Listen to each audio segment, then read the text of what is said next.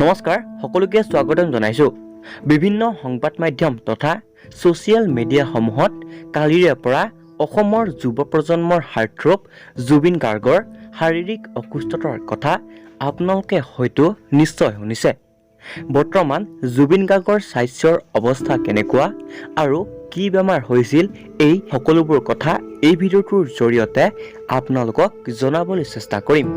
গতিকে বলক ভিডিঅ'টো আৰম্ভ কৰোঁ। সম্প্ৰতি জুবিন গাৰ্গে ষ্টুডিঅ'ৰ পৰা গানৰ ৰেকৰ্ডিং কৰি ঘৰলৈ যোৱাৰ পাছত কিছু অসুস্থ অনুভৱ কৰিছিল আৰু প্ৰেছাৰৰ পৰিমাণ অধিক হোৱাৰ বাবে লগে লগে আয়ুৰ্চন্দা হাস্পতালত ভৰ্তি হয় হাৰ্টথ্ৰব জুবিন গাৰ্গে আৰু বৰ্তমান তেখেত সুস্থ বুলি নিজেই তেখেতৰ ছ'চিয়েল মিডিয়া হেণ্ডেলৰ জৰিয়তে এই কথা অৱগত কৰিছে আৰু সকলোৰে হিয়াৰ আমঠো জুবিন গাৰ্গে অসমবাসী ৰাইজৰ পৰা আশীৰ্বাদ বিচাৰিছে যাতে অতি সোনকালে সুস্থ হৈ আগৰ দৰেই কামবোৰ কৰিব পাৰে আৰু আমিও নেদেখাজনৰ ওচৰত প্ৰাৰ্থনা জনাইছোঁ যাতে মৰমৰ শিল্পীগৰাকী অতি সোনকালে সুস্থ হৈ উঠে।